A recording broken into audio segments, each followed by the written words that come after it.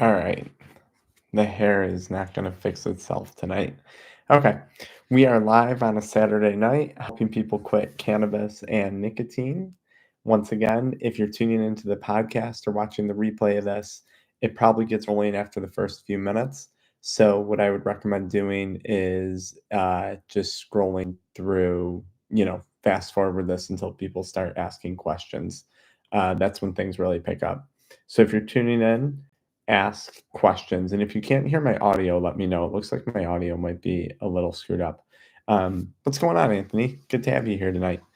Ask me questions, guys. If you need help quitting cannabis or nicotine, ask me questions. And if you wind up enjoying today's conversation, I put a link in the video description where you can learn more. Okay.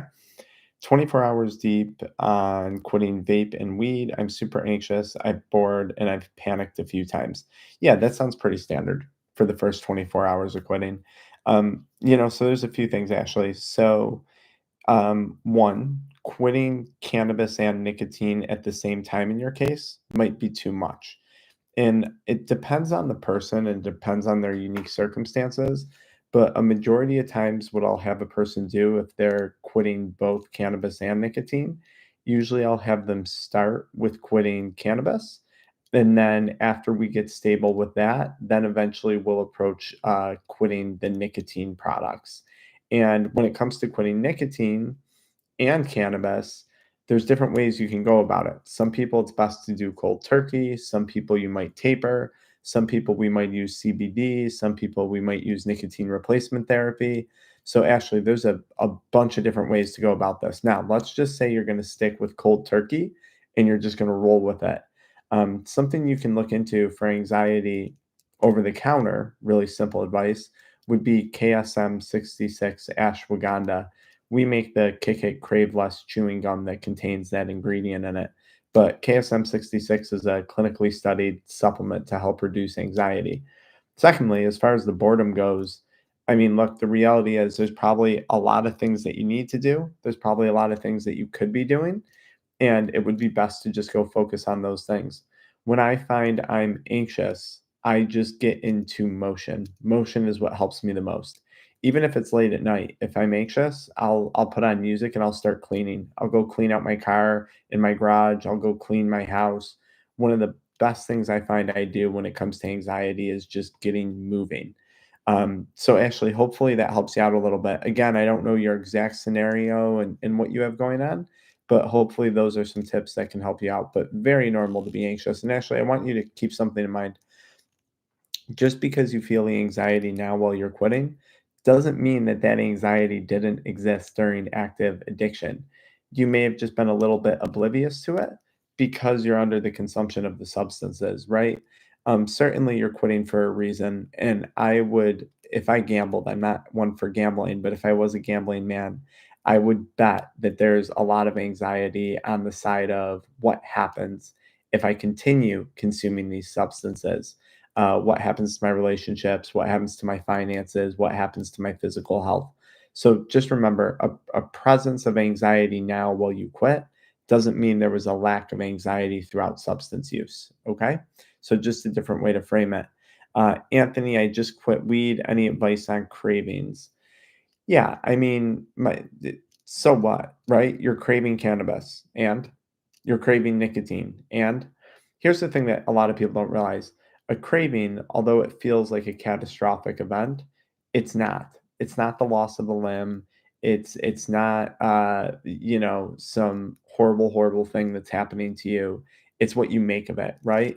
And the more we make of cravings, the larger mindset flaw we obviously have going into it because cravings are just a mind game. Yes, in theory, they can have some physical impact if you're stressing that intensely over them. But one of my basic pieces of advice that I give people inside our addiction exit protocol is you have cravings. And and what? Another thing too, Anthony, that I would encourage you to do is identify the things that you actually crave in life and go start putting effort into those things. Now, a lot of people, when they first quit, they have very superficial reasons that they've identified as to why they're quitting consuming the substance. for better health, better relationships. I want to make more money. I want to grow my business, whatever it is you got going on. But I would encourage you to go like 5 to 7 layers deeper into each of those reasons why you're quitting. And that should help you develop some type of protocol or action plan as to things that you can focus on when you're dealing with those cravings. Because if you have cravings and presumably you're quitting cannabis for a reason, what you want to do is make your expectations in quitting cannabis eventually become a reality. That's what makes all of this worthwhile. So that's what I would do, Anthony, right now. I'd go to the drawing board, identify why you're quitting, and then realize there's no purpose in making a big deal of cravings. Like I said, it's not a catastrophic event. It's not a loss of a limb. Okay, you're craving cannabis, and move on with your day, move on with your life, right? There's no need to make it something more than it is. And if you find yourself falling into that loop, there's something going on with the mindset. There's something happening there. So I hope that helps you out a little bit. Social media insurance, brother. I have CHS. Every time I smoke, it's hard to quit both nicotine and cannabis. Yeah. So Alonzo, in the case of CHS, and we've worked with I can't tell you how many hundreds of people I've worked with CHS over the years, right? For those of you guys that want one-on-one help, remember I put a link in the video description. If you're listening to the podcast replay of this, you can find that link in all my community posts, almost all my videos. But if you're trying to quit both nicotine and cannabis and you have CHS, my immediate advice would be focus on cannabis first because you're getting immediately negative side effects of consuming cannabis. And we have to start there. So I wouldn't even worry about quitting nicotine at the moment. I would just focus on uh, cannabis first. That's where I would start and see if just focusing on one thing is enough to make this process of stopping consuming a little more manageable for you. It's not that you can't quit both at once. You are certainly capable of it, but there's more of an urgency in your case to stop cannabis first. So that's where I would start. And then Alonzo, when it comes to CHS, for whatever reason you're continuing to consume the substance, in a case like that where your physical health is at such a risk, and if your physical health is at a risk, then inevitably your mental health is at a very high risk as well too, right? Because when we decline physically, naturally we're going to decline mentally. There is zero benefit that you could get from consuming cannabis at this point in your life once you develop CHS. There's zero physical benefit, there's zero social benefit, there's zero benefit as far as pleasure is concerned. And if you're continually going back to consuming, there is some perception of benefit. And Alonzo, in your case, we have to figure out what that is, and we have to deprogram that benefit. That's where you would be best suited to start. Once you get comfortable with that, once you get through the CHS symptoms, once you go through that withdrawal and all that stuff, then revisit quitting nicotine. That would be my immediate advice to you. What's going on, Nugs? Finally caught alive. I'm on holiday in Toronto. What's up, Rob? Very good, very good. Okay. Professor Wombat, it's a really nasty internal battle. Are any air vapes worth checking out? Yeah, Rob. Yeah, there's tons of products on Amazon that are just like flavored air products. Yeah, that can help with the oral fixation. Again, though, Rob, kind of like I say about cravings, so many people will say to me, like, Dr. Frank, but I have this oral fixation thing. And I'm like, so what? Like, again, and it beats having lung cancer, right? Battling oral fixation beats having COPD, right? We tend to make a big deal of things that aren't a big deal. And it's funny because when I talk to people and I work with them, I often ask about other challenges in their lives that they've overcome. And I promise you, Rob, I'm sure you've overcome a much larger challenge in your life. Let's assume you're over the age of 20 thus far. That was way more significant than battling an oral fixation related craving. But yes, the just straight up air, like oral fixation products, are great products. And you can find a bunch of them on Amazon, right? Having OCD in a combo with addiction is so bad, it makes it so much more difficult to quit. M8257. I'm going to be a bit of a hard ass with you right now, just to give you the most benefit I can during this live. Okay. So I hope you don't interpret this wrong. And I don't know you. So this messaging might not be the correct messaging for you, but I know it's going to resonate with some people. Um, that's an excuse. Everyone has something with addiction, right? Like right? I could say having anxiety, having depression, having a history of trauma, having physical pain, having cravings, having whatever, being alive is a rough combo with addiction, right? So what you're doing is you're isolating a specific thing, and you're using that as an excuse. It's creating limiting beliefs about yourself, and it's severely restricting your potential for success. And it's probably not only in the realm of cannabis. Okay, so again, I'm intentionally being a hard ass for you because I don't, but I don't know you, and this messaging might be a little too blunt. No pun intended.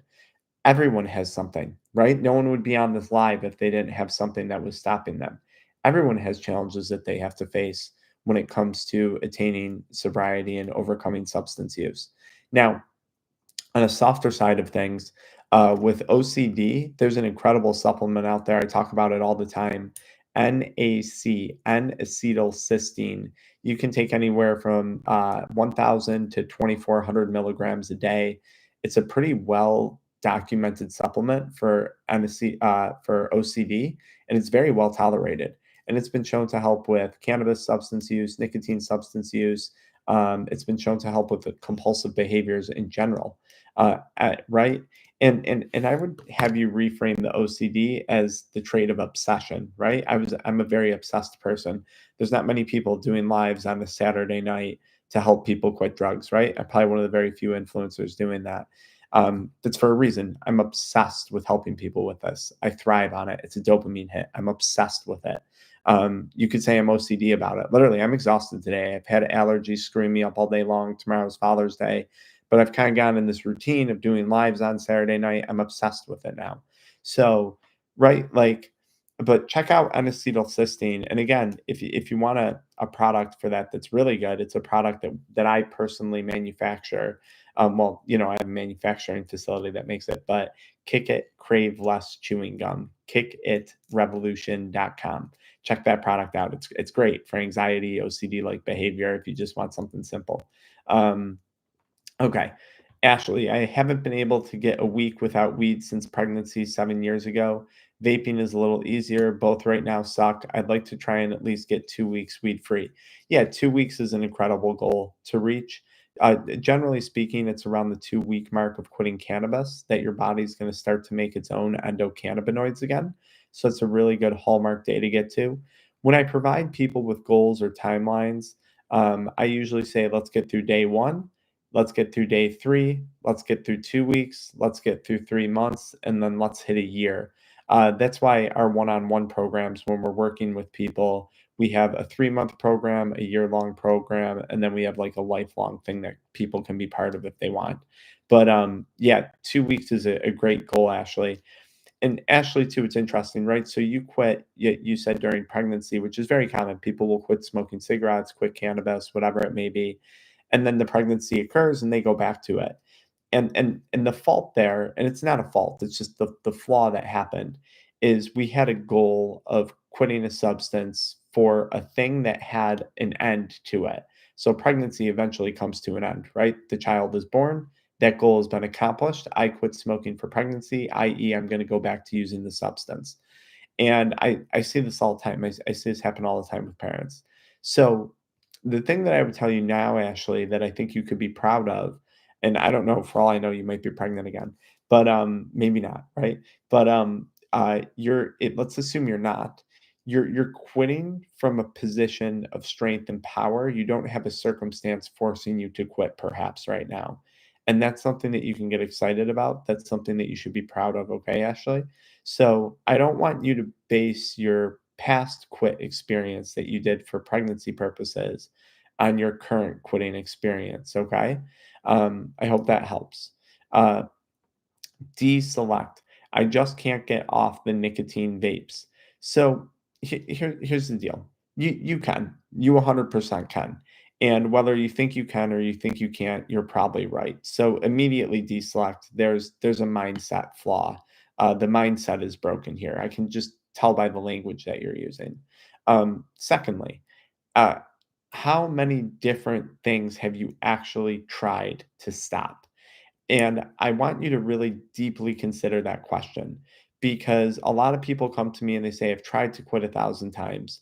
And in working with them one on one, what we identified is they've never actually tried at all. They're under the impression they're trying. They're under the impression because it's challenging that automatically means that they've tried. And that's simply not true. This was some of the best advice I was given once many years ago by a business mentor of mine. I it was hard. Growing a business was hard, and I've grown multiple businesses now. And that entrepreneurship journey is very, very hard. That's why in my coaching programs, I mostly work with business professionals and entrepreneurs, just because I can relate to them so heavily. But there's a good chance that you haven't actually tried, or you may not be aware of all the different options out there when it comes to quitting nicotine. Like there are literally probably 100 different types of programs, options, books, things like that. If you actually tried, you would succeed. And that starts with the belief in I can get off of nicotine vapes. I just haven't figured it out yet. So in your case, Select, we have to start to change the language and how you speak to yourself because that's going to matter. Um, Weed helps me reduce anxiety, says Ash's code most of the time, but I'm trying to quit. How do I find an alternative?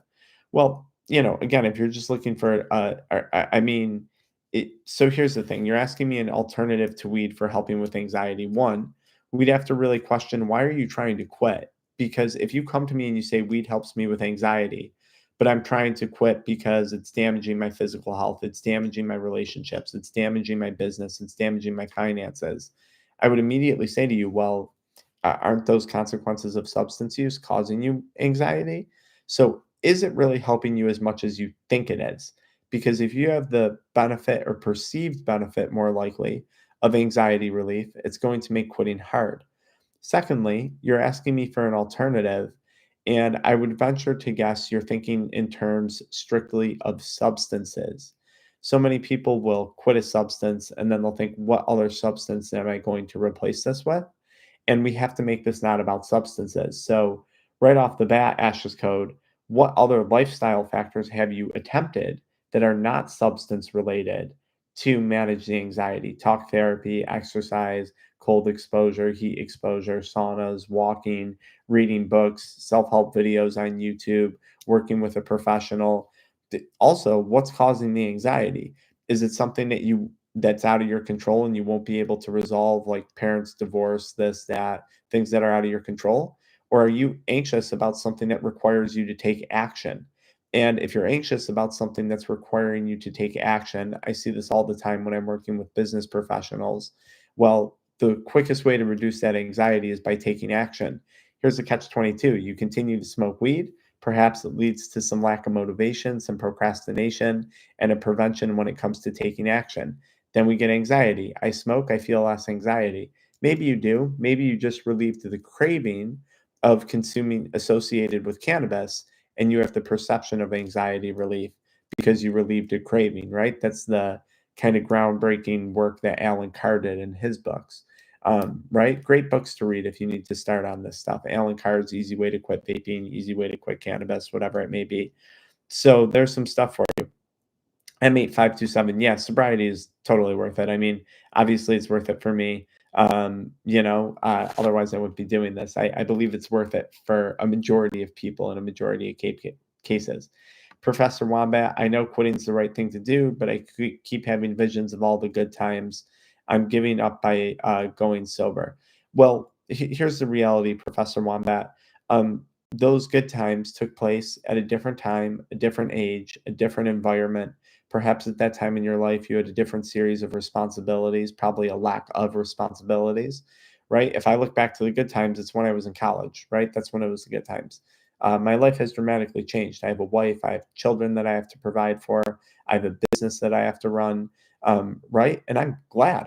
I'm glad I've advanced in my life, right? And maybe you associate weed with good times, but I can tell you right now, if I was 36 years old sitting in my college dorm room, getting high, watching TV with my buddies, not pursuing a career, not pursuing a family, something that was important to me, not building my business, building my purpose, I would feel like absolute ass. So, like, good times were appropriate at that time, right? good times are going to look different as you get older, and they should, because that means that you're progressing. By focusing on and holding on to past good times, you are actively deterring yourself from creating future good times, future experiences. So many people in substance use, and I used to do this too, right? I'm not judging you. Hold on to the past, these past experiences, these past associations, and they're completely missing out on a beautiful opportunity that they have to build new experiences, new associations that fit into their current lifestyle, their current environment, their current responsibilities. So I hope that helps you out a little bit, makes you think about it a little differently. I wouldn't want those good times because if I was still living the good old days, it would mean I didn't advance at all in life. And ultimately, I would wake up one day and be like, this sucks. So, right, I'd be disappointed in myself. Right? MK, I quit my 24/7 cannabis habit in September 2024. The last 2 months, I've tried moderately a few times, although it was really enjoyable while high. I hate the down feeling it gave me for 4 days.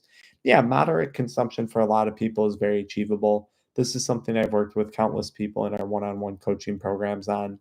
And the reality is, a lot of people, whether it's alcohol, cannabis, stimulants, other drugs, most people will get to a place where they can comfortably moderate one day without having to worry about a return to compulsive substance use. But here's the deal. This is why I don't moderate, right? I'm actually going to be releasing a video soon discussing some very, very, like, if even considered that moderate alcohol consumption that I had. And it's just not worth it, right? You feel crappy afterwards. And MK, this is how a person with a healthy relationship with substances would talk, right? You're not sitting here saying, I consumed it and I was at some out of control animal. You're saying, I did it, it was enjoyable, but there was a negative, and I don't know if the negative was worth it, right? You're in an awesome place, MK, right? You're making very logical assessments of the outcomes of consuming a substance. I simply choose not to moderate these things. One, because I have no desire to. I don't see how they would enhance any aspect of my life. But two, um, why would I focus on trying to moderate something when I could be busy expanding all the positive aspects of my life that I care to expand on? So, and three, I there's enough things during the day that make me feel bad, right? There's enough things that screw up my sleep. I have enough challenges and throughout across my three businesses that I wake up every day and I have problems. That's what comes with running three businesses. I've kids at home, right? Little child at home. I have my wife, right? I have enough crap. And then, right, I have family who has health problems right now. I have enough things going on to make me feel bad. I'm not going to actively do something that's going to make me feel worse. I need my energy. I need my mental clarity. I need my motivation. And I'm certainly not going to risk damaging any of those things with a substance. It's not worth it to me. It's that simple. That's why I don't consume. Um, I'm putting as a birthday gift for my mom. I finally have the mindset with your help. Anytime, happy to help. I'm done putting value in the substance. It's useless. It's a useless, pathetic object. You got this. Yeah, Laura. Yeah, you're 100% right, Laura. It's a lifeless object. We talk about substances as if they have this manipulative ability over us, and they simply don't. We are manipulating ourselves into making a decision that we see some degree of perceived value in, right? This is the mindset that we have to break, that your conclusion is the conclusion that we have to get people to. Once you get there, quitting becomes 1,000 times easier and significantly more attainable. Lord, the only thing I would say for you, which I think we could conclude this right now, is you say you're quitting as a birthday gift for your mom. Why are you doing it for yourself? And an immediate reason that I could give you is probably to help strengthen that relationship with your mom, right? That benefits both of you. So yeah, just think about that, okay? Why are you doing it for yourself too, on top of it? Day 3 off of carts, 2 years straight every day. Any help or advice I can do right now? It is what it is. That's my most straightforward advice. I could give you a million pieces of advice, OCT, OCT, but I don't know what you're struggling with, right? Like, it might be withdrawals, it might not be. It might be certain withdrawal symptoms, it might not be. It might be cravings, it might not be. It might be boredom, it might not be. So I can't give you specific advice because I don't know what you're specifically struggling with on day 3. But my blanket advice would be, it is what it is. like whatever it is you're dealing with, it is what it is. If you are committed to quit whatever you have going on and whatever you're struggling with right now on day 3, shouldn't change your decision. It shouldn't change your commitment. And if it is, again, there's a mindset flaw that needs to get figured out. Right? There's a discipline flaw, a commitment flaw that needs to get sorted out. And when I say flaw, I don't mean like an inherent flaw. I just mean like there's a problem. Um, because when I decided to stop, it didn't matter that I felt sick. It didn't matter that I had pain. It didn't matter that I felt nauseous. It didn't matter that I was bored. None of those things were going to change the commitment, the decision that I made to myself. So that's the headspace that you want to be in as you're going through day 3. And I tell people day 3, day 5, day 20, don't make too much of how you feel, because how you feel on day 10 is going to be very different from how you feel on day 90. So many times people will quit and they'll get so tied up in day 3, day 4, day 5, saying, "This is how I'm going to feel for the rest of my life."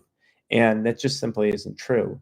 But it's very easy to fall victim to that mentality and that headspace.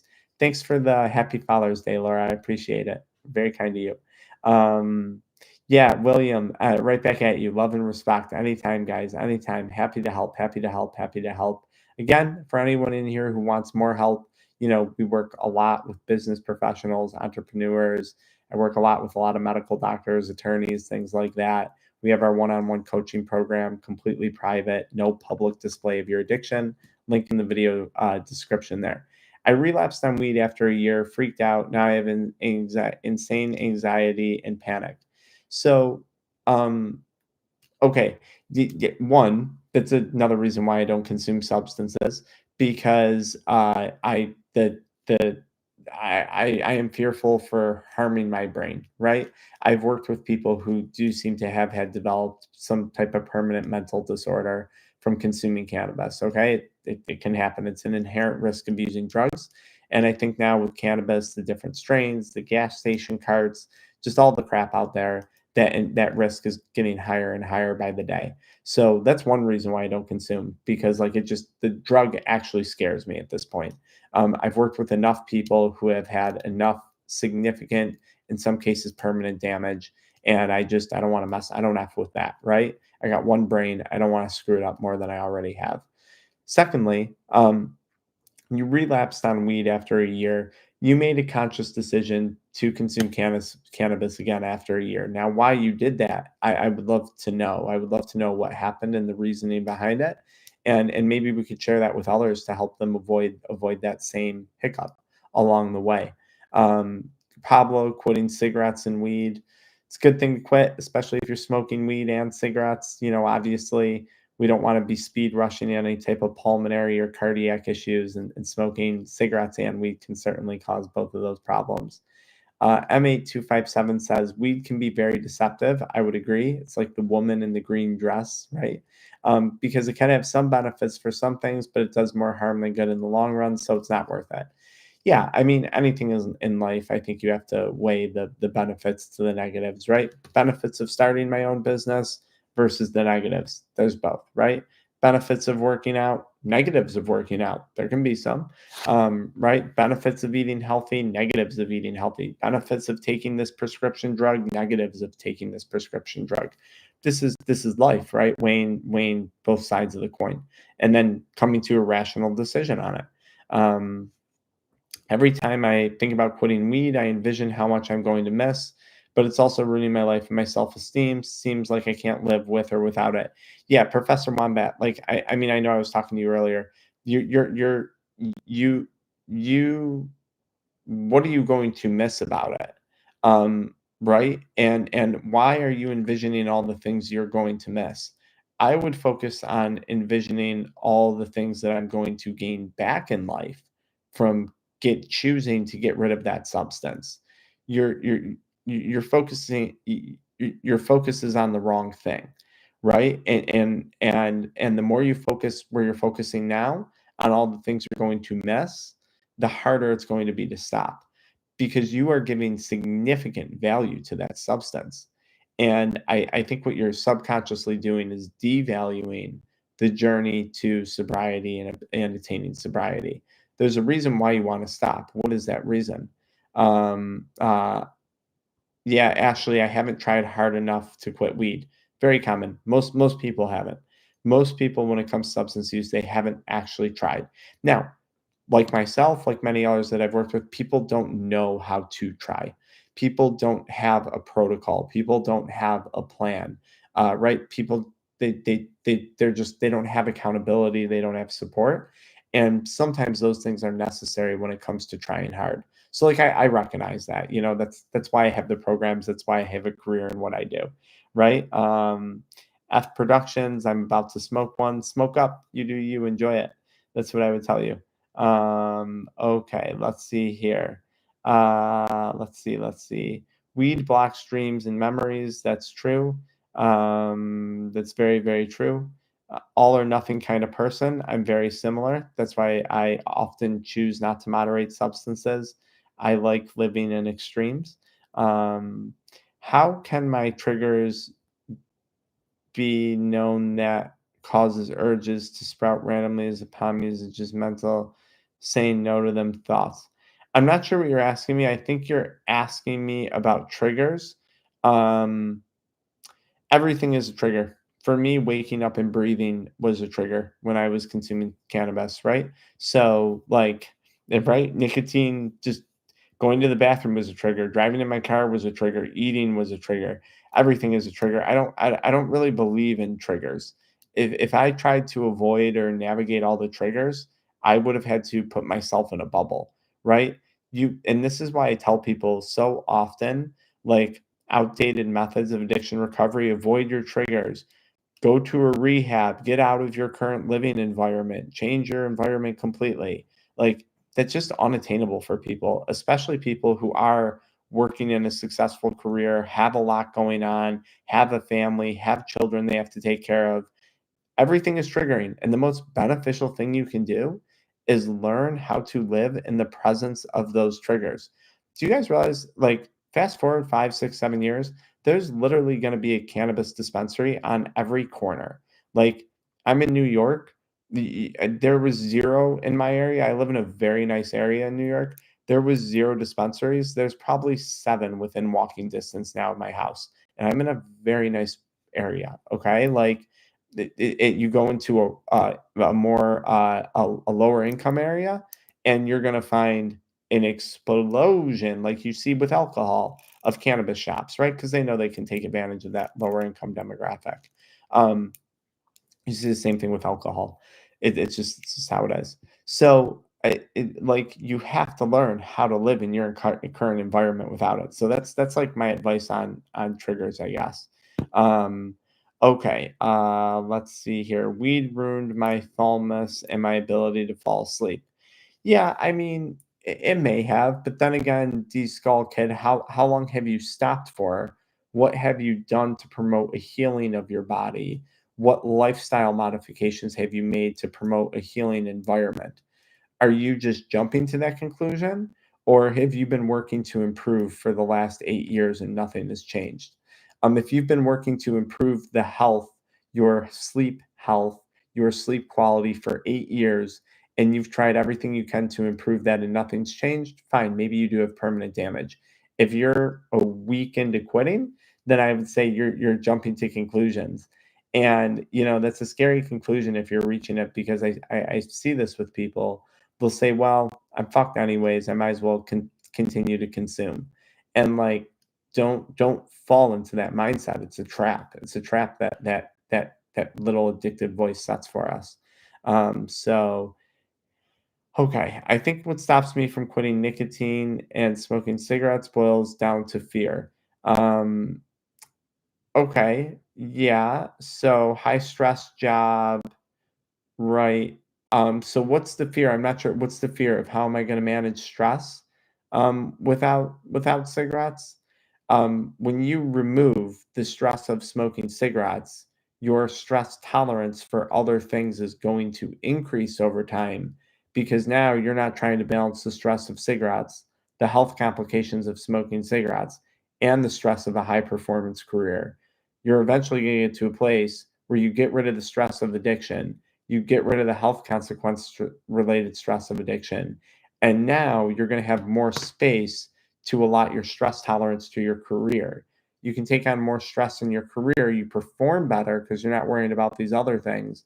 And the career stress eventually starts to go down. This is a very common loop that I work with when it comes to business professionals, CEOs, entrepreneurs, doctors, attorneys, financial advisors, people that we work with, software developers. I've worked with a lot of those investors. Very, very common mindset flaw that they fall into. And also that fear is nothing more than false expectations appearing real. We come up with this fear in quitting a substance, whether it's cannabis, nicotine, or something else. And in most cases, it's just a series of false expectations appearing real. Sadly, that fear is what keeps people trapped in the cycle of substance use unnecessarily. Unnecessarily. Okay, let's see here. Yeah, it blocks good memories and good dreams. Yeah, that's the thing, I mean, right, like, in active substance use, you don't really get to pick and choose, right? People will say to me, which is another thing, like, "Oh, I use cannabis to numb the feelings."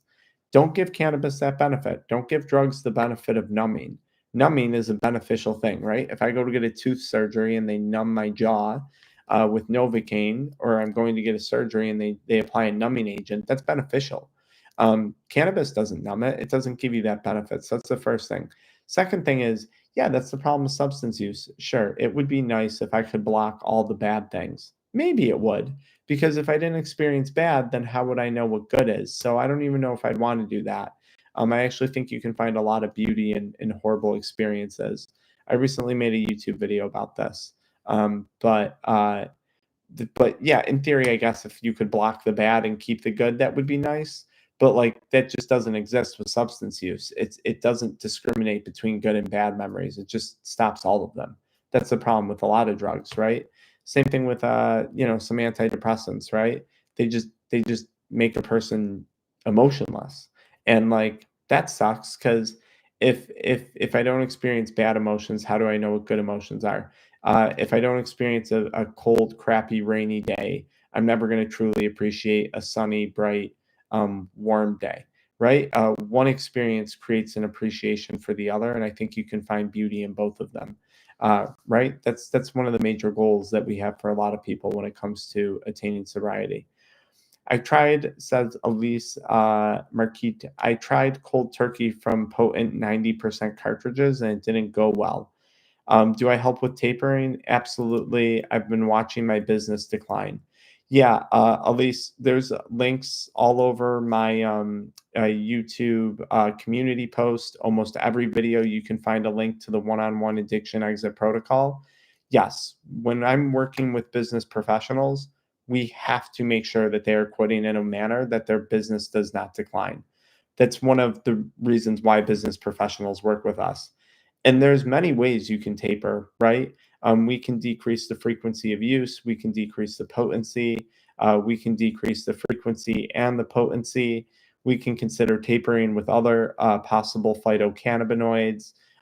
In some cases, we can connect people with physicians to help with a medication taper, which I don't do very often, only in very rare circumstances. Maybe if there's like severe physical withdrawal symptoms, like increased heart rate that's putting the person at cardiac risk, we might need to get them connected to someone to get them on a beta blocker. But there's a bunch of things that we can do to taper. So yes, and at least Elias, is it Elias? I think it's Elias. I This is what's so important about quitting in your current environment. Most people who are, you're an attorney, you're a medical doctor, you own a bunch of practices, whatever. I see this stuff all the time. They can't like afford to go to rehab. Like they can financially afford to do it, but their business usually can't afford that. And then what? They go to rehab, they escape their environment for 90 days, and then they get thrown back into their business and they're right back to consuming the substances. So, yes, we do this all the time with people. So, check out that link. John the Don says Dr. Frank looks zooted. Yes, John the Don. I'm a little tired and allergies are kicking my butt tonight. Okay, stay strong, guys. Go easy on yourselves and have faith. Weed does block dreams. I relapsed after a year because my alcohol use was starting to scare me. I had been drinking a bottle of wine 2 times a week and I didn't like that. So I decided to smoke a joint on the weekends.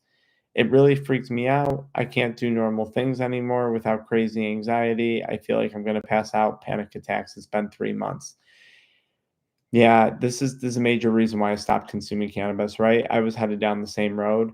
Um, 3 months is still pretty early. I'm gonna keep it real with you. I think more time is necessary. I think working with people, I think talk therapy, I think further lifestyle modification would be important. I don't know if you consume other substances at this point, but that's worth considering. Looking at nutrition is worth considering. Looking at sleep patterns is worth considering. Looking at your job environment is worth considering. Like there's such a big conversation I could have with you surrounding this. And like if we never do get the opportunity to have that conversation one on one, I would tell you like you're saying you have permanent damage at 3 months, and that's way too early of a judgment call. I mean, some of my symptoms took well over a year to improve. I had neurological damage in my feet, in my hands, like in my extremities, numbness, tingling, lots of sensation, and I thought I was permanently screwed. And slowly over time that got better, but it did take a long time. I mean, I couldn't physically work out. I couldn't physically lift weights until at least a year and a half, 2 years into my sobriety because my nervous system was so screwed. So, and that wasn't just cannabis. That was abusing stimulants. That was staying up late. That was binge drinking. That was abusing nicotine, chewing tobacco, vapes, cigarettes, all of it. So, like, I caused significant damage. But here's the thing, too. Um, I've worked with people, not from cannabis, from alcohol, who have literally been in comas from drinking for a long time and woke up losing the ability to speak, losing the ability to walk, and have fully recovered, like fully recovered to being normal functioning human beings. So yeah, you're making that judgment call way too early on, is my immediate advice. And as far as alcohol to cannabis, I understand what happened, and I understand that a lot of people use cannabis as a harm reduction tool to alcohol. Fine, no problem. I have no problem with that. But I talked about this earlier in this call. You're falling in that mindset of, well, if it's not this substance, then it's this one. And I think what you need to be assessing is if it's not this substance, it's this lifestyle modification. It's this coping tool. It's addressing these problems, right? Like people always think in terms of if it's not this substance, then what substances it's going to be. And the goal is to completely make this not about substances at all. Like we have to break that mentality that we need a substance to rely on. Like it's a dangerous mentality to have. Right? So, okay, day 4, congratulations, congratulations. It doesn't serve me anymore. I do eBay, need to list daily. Yeah, I got a brother-in-law that does the eBay stuff. Well, he doesn't anymore, but he was quite successful at it when he did do it. Now he does SEO optimization for wedding venues. It's pretty cool, actually. But yeah, Elise, I'd be happy to help you out. Elias, just check out Elias. I don't know the pronunciation, but if I work with you one on one, we'll get the name correct. I promise. Okay, yeah. Why do I keep messing up? I've been through so many things in my life, so much I can't even explain. The only thing that stopped the trauma and PTSD was the substance, but it's also the thing that is the source of all my problems. It's only brought me bad, yet it holds importance. I don't know on converting. I don't know. It sounds like somewhere in here you lost faith in yourself, and I see this happen a lot in substance use. People lose faith in themselves despite having an incredible track record of being more than capable of accomplishing hard things and overcoming challenging things. Sometimes restoring that faith in oneself is as simple as getting away from the substance for a period of time and allowing that faith to be rediscovered in oneself. Right? I don't know specifically why you keep messing up. Um, you know, and if it's you're kind of answering your own question. Like if it's the source of your problems, you stop doing it. In theory, you're going to have less problems and you're going to have more mental capacity to face the problems that need to be faced. So I'm not exactly sure. Now, I think you're saying it stopped the trauma and the PTSD, but in the same sentence, you said it was the source of the trauma and the PTSD to an extent. So Right? Like there's a lot that needs to be broken down there, right? There's a lot of light that needs to be shed on this conversation.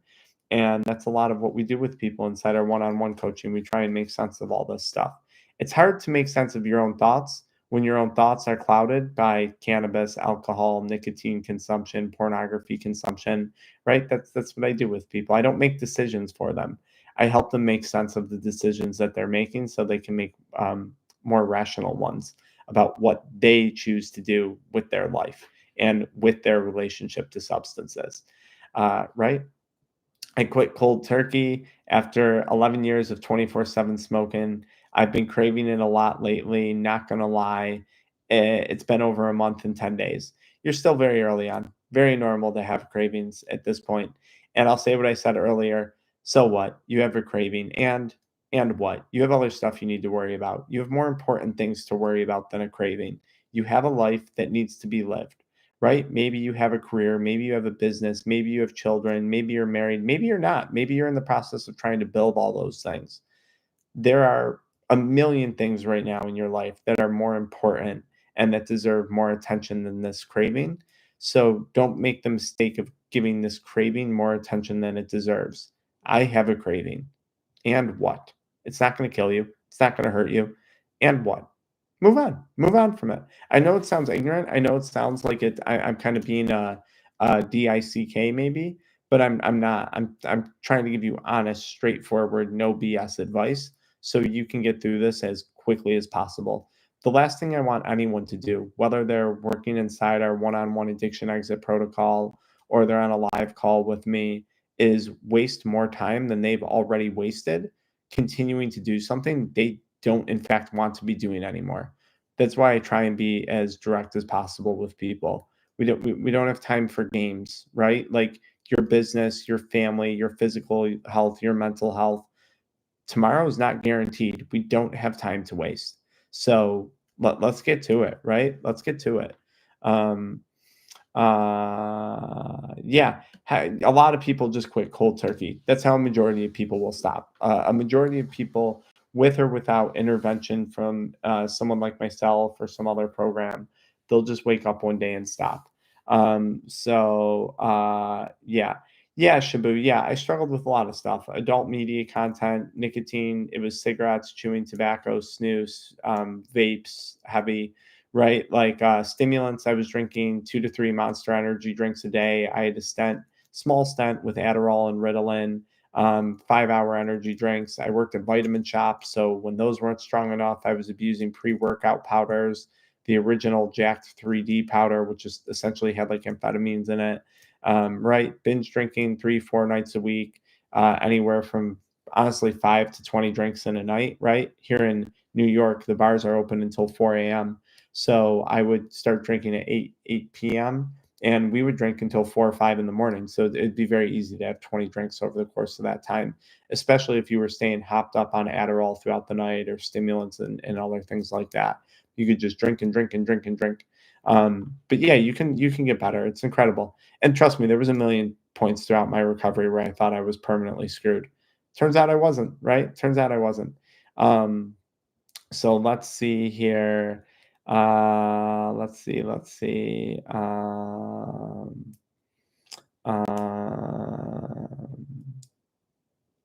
the ones geared towards the first 90 days. I should make more videos about that.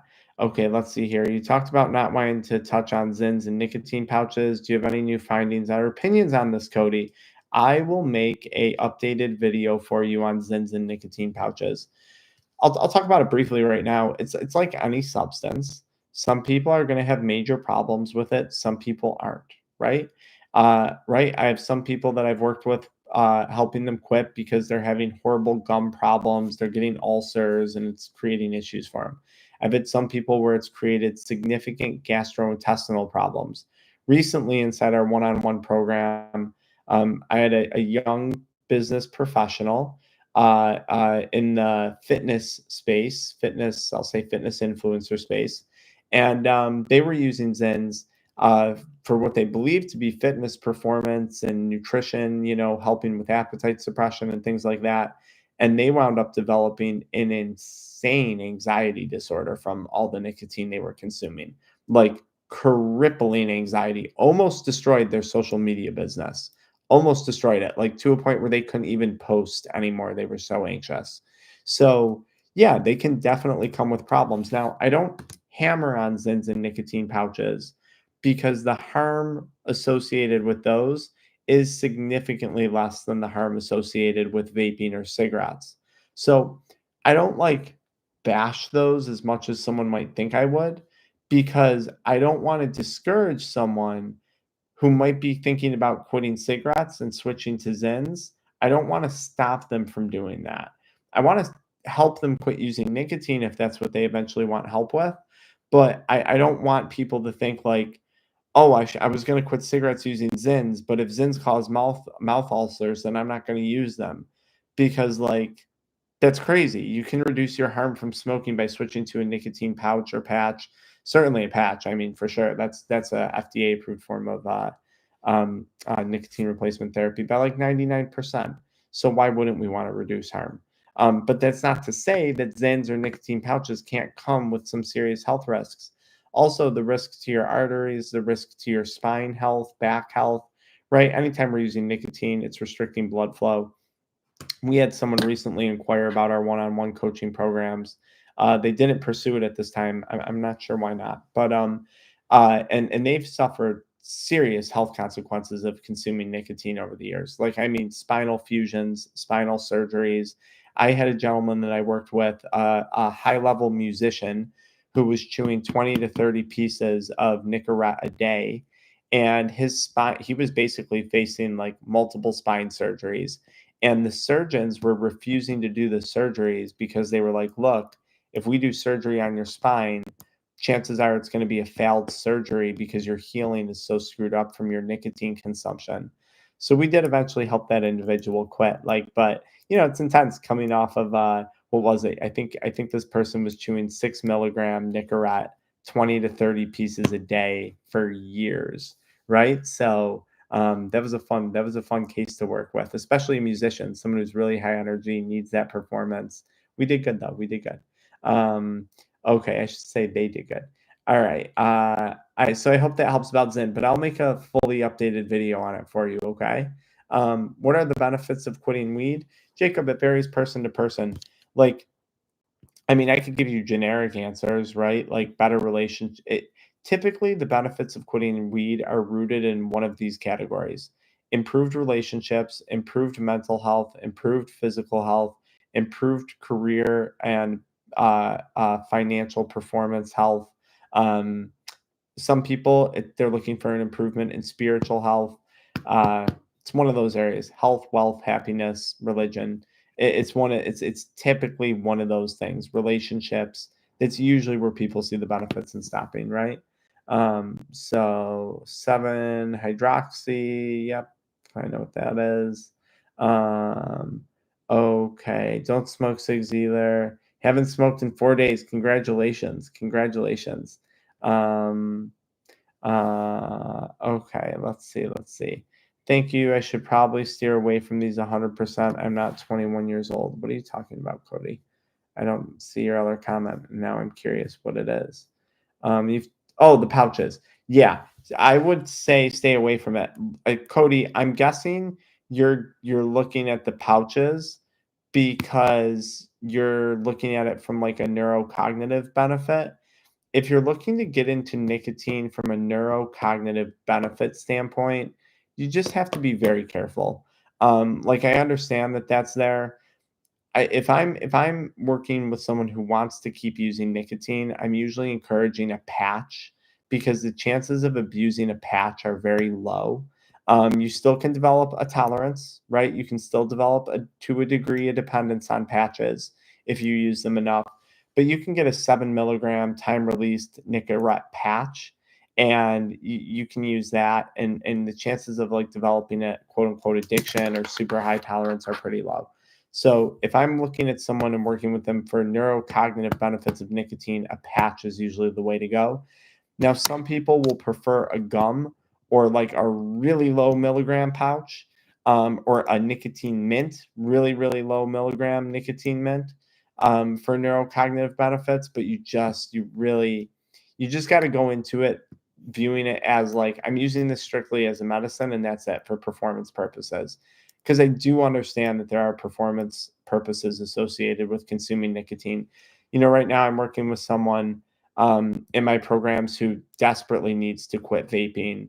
A very, very high level business professional, runs a multi-million dollar marketing agency. And this individual needs to stop vaping because it's significantly impacting their cardiovascular health. They're developing a fatty liver, which is related to vaping and poor nutritional decisions.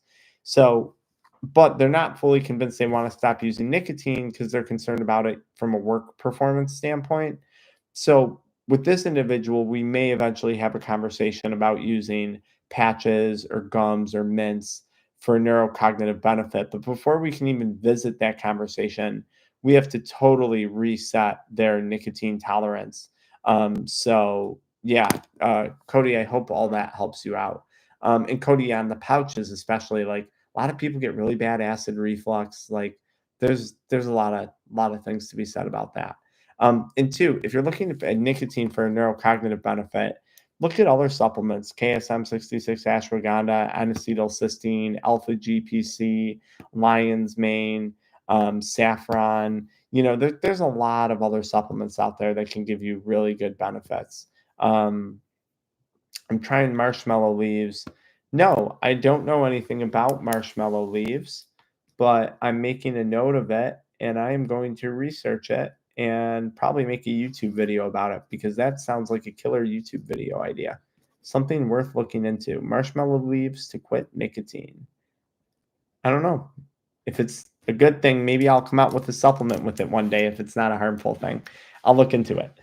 Yeah, Jacked 3D was an insane supplement. Yeah, it had the dimethylalanine in it, which was essentially like an amphetamine. Really screwed me up. Yeah, Swollen. A lot of those pre-workout products were coming out with dimethylalanine based products, combining it with caffeine and other stimulants, ginseng and stuff like that, and it screwed a lot of people up, unfortunately. Um, it's time now to tackle nicotine and caffeine. I can't deal with the anxiety. Yeah. So Meme Nest, that's ultimately I stopped using nicotine and caffeine because of like anxiety purposes, right? I wouldn't even be opposed to consuming caffeine and nicotine at this point in my life. Like I wouldn't care. If they had a benefit to me, I would use those things. It's just my body doesn't tolerate them well. And for that reason, I choose not to consume those substances. I actually made a YouTube video that's going to be releasing sometime soon here where I talk about relapsing on caffeine. I had a decaf Turkish coffee while I was in Istanbul, Turkey, and I did relapse by some definitions, but like I didn't. I just had a decaf coffee, not a big deal, and it kept me up all night long. It sucked. I was like, oh yeah, this is why I don't drink caffeine anymore. This is why I don't do this stuff because it makes me feel like crap. Gentle reminder. Moved on with my life. Okay. Let's see here. Um, let's see. I have a drug test. I stopped. I have a thin line on 50 ng. I need to pass. Will I pass even if the line is very, very faint? So, Clash, I made a video on the faint line. If you type in drug test faint line on YouTube, you'll pull up all the answers to that. Okay. I'm pretty sure you're good, and based on what you're telling me, but please, I'm not certain of your situation and your question. So please go watch my YouTube video about a faint line on an at-home drug test. Shout out to anyone who's taking a drug test. I want you guys to Google or go on Amazon and check out Exploro, Exploro. They make at-home tests for nicotine and cannabis detox. And I encourage anyone who's quitting to test at home, not just because Exploro is a channel sponsor of ours, but because it's a great way to stay accountable and track your progress. I tell people if you're on a diet, you weigh yourself to track your progress on weight loss. Why not track your progress while you're detoxing from nicotine and cannabis? It's exciting to see that crap leaving your body.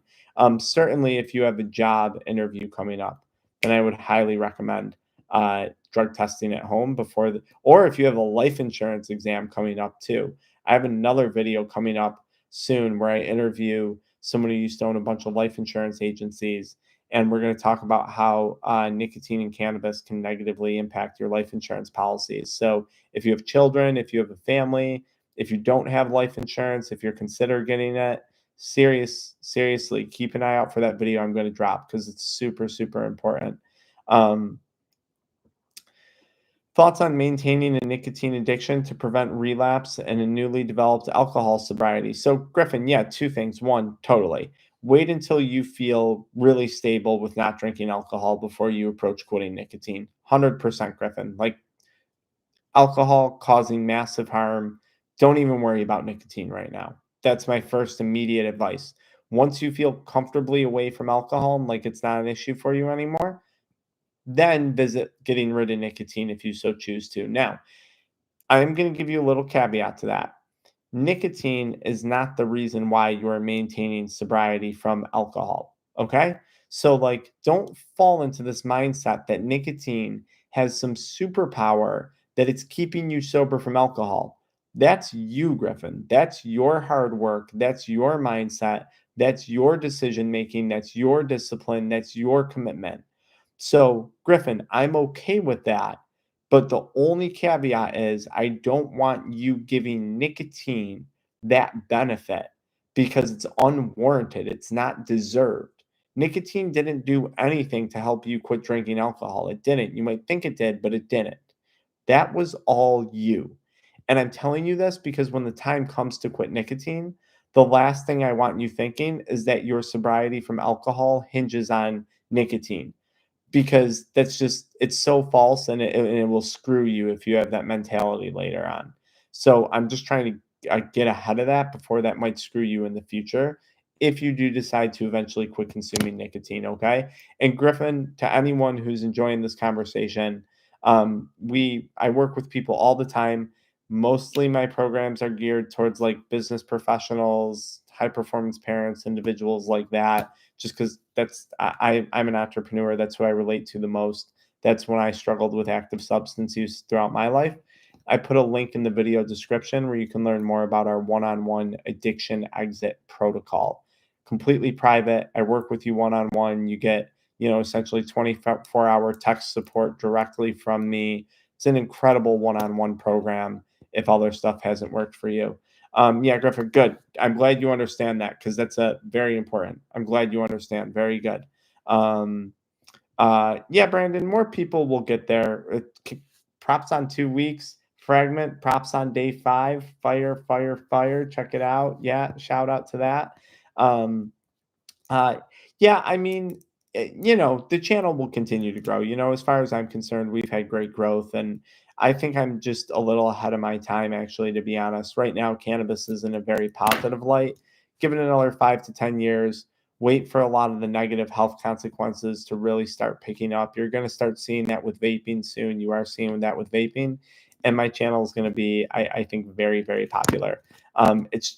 Sadly, most people aren't going to stop until they're at a health crisis, and we got a few more years before we reach that health crisis. But it is approaching very quickly, especially with all the knockoff stuff and the higher potency THCs and things like that. Yeah. All right, guys. I feel more, but I still feel grumpy. Angel says I haven't smoked weed and I feel more energy, but I still feel grumpy. How long would it take for me to feel back to normal? Everyone's different. So I don't know, Angel. I don't know. Everyone's different and I don't want to give you a false timeline. Because if I tell you it's going to be 4 weeks and I don't even know how long you've really quit for, and it's 6 weeks and you still feel that way, you're going to think, oh, I'm an exception. I'm different. And then you're going to go back to smoking because you're going to be like, Dr. Frank told me 4 weeks, it's 6 weeks. I must be screwed. And then you'll go back to smoking. So I don't want to cause a problem for you. So I can't give you a direct answer. Also, I don't know what you're grumpy about. Like maybe there's a legitimate reason you're grumpy. Maybe it's not related to the drug. This is $1 million advice that I'm giving you guys. And this is advice I give people inside our private programs. don't make the way you feel about the substance. So Angel is saying, I feel grumpy because I haven't smoked weed. Angel, I want you to think of every other reason in your life that you feel grumpy that is not associated to cannabis and lack of cannabis in your life. We have to devalue the substance. And this is one of those sneaky ways that people often overlook when it comes to devaluing the substance. I feel like X because of lacking the substance. No, what you're doing is you're giving value to that drug, and it's going to bring you back to that drug. Focus on anything and everything else that's not substance related and look for explanations as to why you feel grumpy in those things, not in the substance itself. If you guys like that advice and you think that's cool advice, you would love what we do with people inside the one-on-one exit protocol. So again, check that out. Check out our supplements. We got our Kick It, Crave Less chewing gum. If you're quitting nicotine or cannabis, kickitrevolution.com, KICKIT revolution.com. And then, of course, if you have a drug test coming up, if you want some accountability at home for testing, be sure to check out Exploro at home THC, nicotine, urine test kits on Amazon or on their website. Great company, offers a lot of education when it comes to drug testing and THC detox. You guys, thank you for being here with me. I appreciate it. And I'm sure I'll see you next Saturday because, like I said at the beginning of this call, I am apparently just totally obsessed with helping people overcome substance use. It really is fun. It's a huge dopamine hit for me. So, all right, guys, until next time. Thank you. How do I end?